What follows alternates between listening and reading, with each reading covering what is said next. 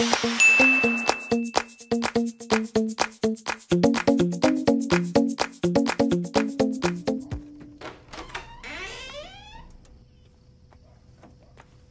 pag nahuli tayo, patay tayo dyan. Ito ba yun? Ala, saan to? O, mauna ka, matapang ka, di ba? Duwag ako. Mauna ka, Dong. Di ba ikaw nag-aya dito? Hindi na, ikaw na mauna. Halika rito. Wala ka pala eh, duwag ka pala eh. Uy, Dong huwag mong sasara yung pinto Oo, huwag ka mag-alala. Oo, iniwan mo ako dito. Sige na, Uy, bilisan mo na. Iing-iing diyan na ka ako. lang Sige na, bilisan Dong, huwag mo kang na. aalis pag ikaw, umalis ka dyan Hoy, Dong! Sinaulo ka! Dong, buksan mo! Anak ng... Hoy, Dong! Palabasin mo ako dito! Hoy!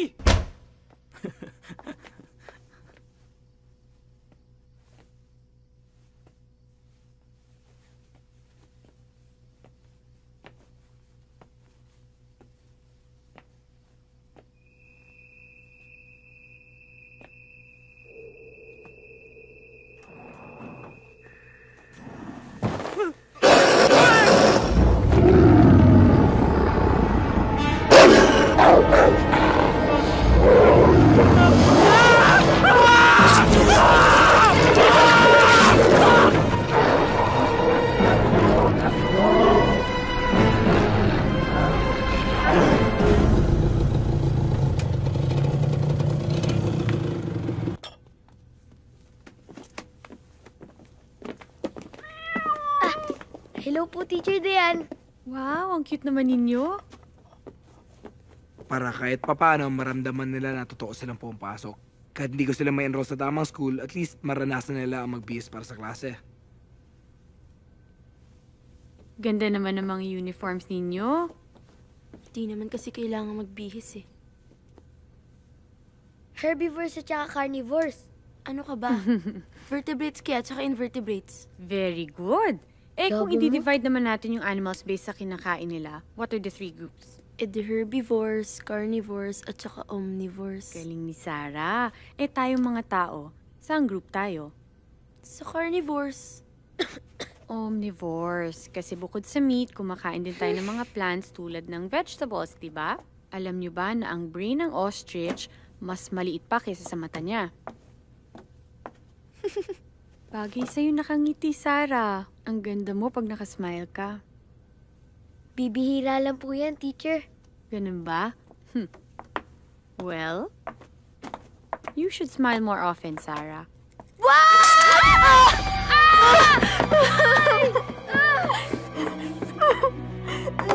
Sarah? Sarah? Sarah, okay ka lang? Sarah, I'm sorry.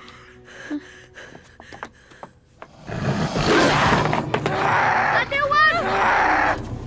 Sarah! Sarah, tama na! Tama na! Anong klaseng tutor ka? Hindi ba sinabihan ka na ni Carlo na sensitibo ang mga bata sa ilaw? Sorry po. Sorry, hindi ka nag-iisip.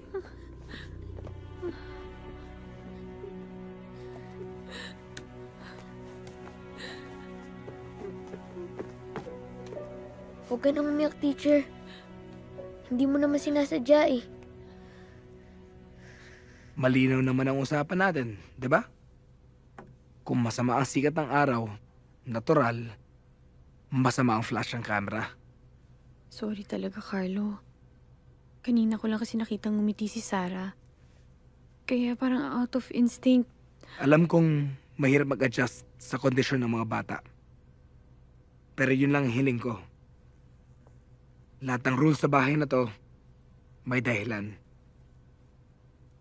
Teacher ka, Dan. Dapat magandang example ka ng disiplina. Bakit? Si Sarah. Para siyang hindi bata kung magalit. May nangyari ba sa kanya?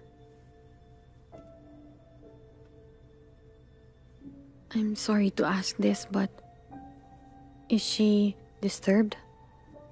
Kailangan mo nang umuwi.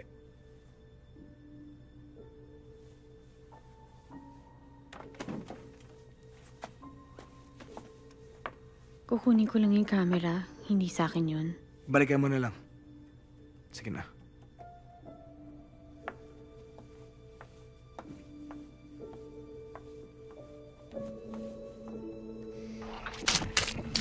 Thank you.